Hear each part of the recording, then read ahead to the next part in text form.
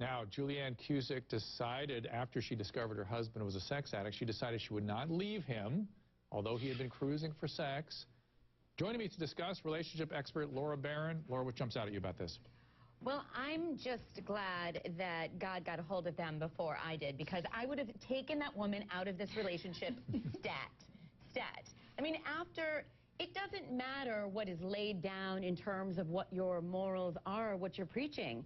If you're out scoping around and out away from your marriage, that's what you are. Would you have taken her out of this at the engagement stage when he was confessing that he had an addiction? Yeah, without question. I mean, addiction, whatever. The dude was cheating on her from the get-go. This is the important point. He was essentially saying to her, I want to get married, but I'm not willing to stay committed, or I don't have the tools to stay committed.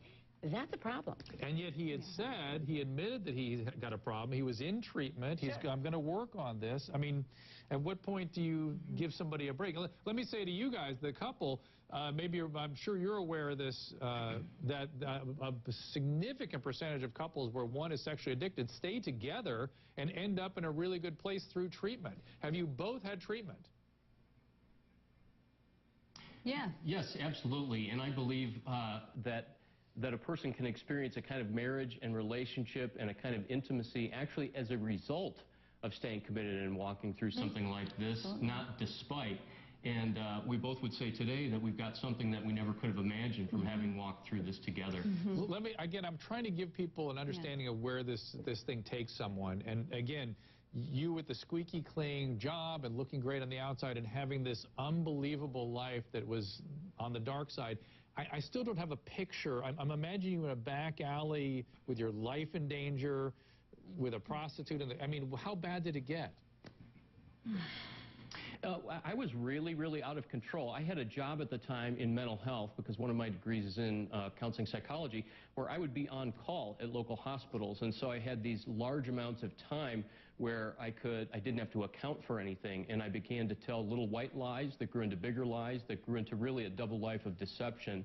And one of the chief characteristics of every addiction is self-deception. And so long before I ever deceived Julianne or anyone else, I deceived myself that what I was doing really didn't have consequences. And I really wanted a marriage very much. I just didn't know how to have intimacy. But it did have consequences, and the consequences are sitting right next to you. The consequence is a broken down woman that is getting into a marriage that is not feeling any love.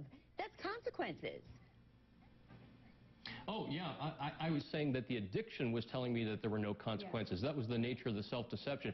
I'm the first one to admit that I was absolutely self-absorbed, selfish, compulsive, deceptive, and that's all the nature of addiction. By no means am I abdicating responsibility or in any way saying I did not make choices that were wrong.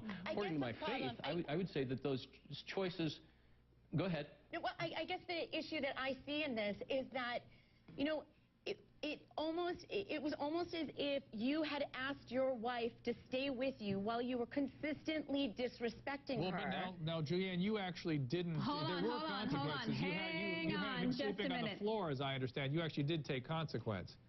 Thank you. Dr. Drew, let me make 2 points of clarification. The first being that prior to our marriage, when we were engaged, he was not acting out at that time. Oh.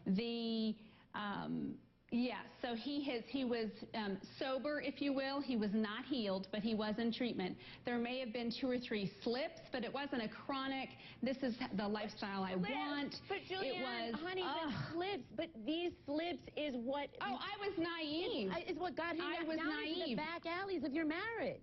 Let's take a call, guys. Slow down here. What did I know? Susan in Connecticut. What did I know? Hi, Susan. What do you got? Hi, Dr. Drew. Hi, everybody. I was involved in a marriage that, my husband was addicted to prostitutes, and I didn't know. And he ended up getting busted in a sting, and I left. And people, for all the people who are out there going, but I love him, I have to stay with him. Well, if you love him, then you love him enough to let him go so that he can get help. Yes, and you love yourself enough, too. With him, I'm sorry. That's right. I want to give a contrary opinion. Susan, I'm going to give you a contrary opinion. Here it is. It's the opposite of yours, Laura. What? And here's what it is, which is, Susan, You picked that guy. You were attracted to him. There's something in you that is still untreated, my dear, that attracted you to that guy, and you're going to do it again. If you stayed with that guy and worked through all this, perhaps things could be different. But, Drew, here's the thing, though, is that she got out, and this says that she has more self-respect. This says that she has an opportunity for a healthy next relationship. Right, Susan, are you in a healthy relationship now? Oh, yeah, I got divorced. I got divorced right away. I got out of there. I said, I'm going to be okay. You're going to be okay, but we're not going to be okay. Right. And he needed to get help. I couldn't get him better. Well, but I'm saying, Okay. there's a reason you were with him, and you too need help as well. And I bet there's things in this current marriage. Maybe you learned your lesson, and maybe things are magically better. But usually the way humans work is there's a fittedness we have in our intimate relationships, and whatever attracted you to that guy that was a sex addict is going to attract you to another guy with addiction or something of that order. Just how it works. Maybe this is an exception. Laura, hold on one second. I got to go.